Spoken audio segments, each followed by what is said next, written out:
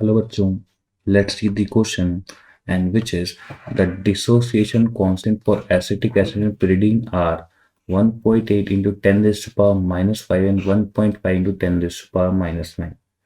We need to find degree of hydrolysis for pyridinium acetate in its 0.1 molar solution. आगे ये भी पूछा है what will be the effect of degree of hydrolysis when 1 liter of above solution is mixed with 1 liter of water.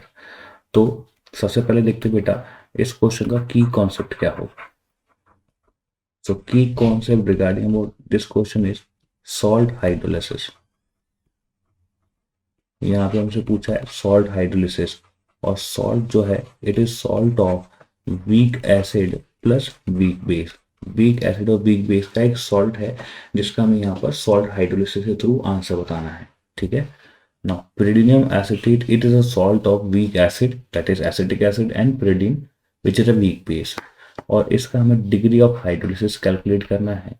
Degree of hydrolysis for salt of weak acid and weak base is given as square root of K W upon K A into के B. इस तरह से हम इसकी value को assign करते हैं. ठीक है. नाउ इसकी वैल्यू को पुट करें सो डिग्री ऑफ हाइड्रोलिसिस हो जाएगा 10 raised to power minus 14 at 298 kelvin और ये हो जाएगा 1.8 into 10 raised to power minus 5. ये हो जाएगा 1.5 into 10 raised to power minus 9. तो ये दोनों तो कैंसिल हो जाएंगे और डिवाइड करने पे हमारे पास आएगा स्क्वायर रूट ऑफ अप्रोक्सीमेटली 0.37. जिसको सॉल्व करेंगे तो ये हो जाएगा approximately 0.6. So degree of hydrolysis for this salt is 0.6 or you can say 60%. ये इसका आंसर होगा. Now second part of this question, as we can see that H is H of that H यहाँ degree of hydrolysis है.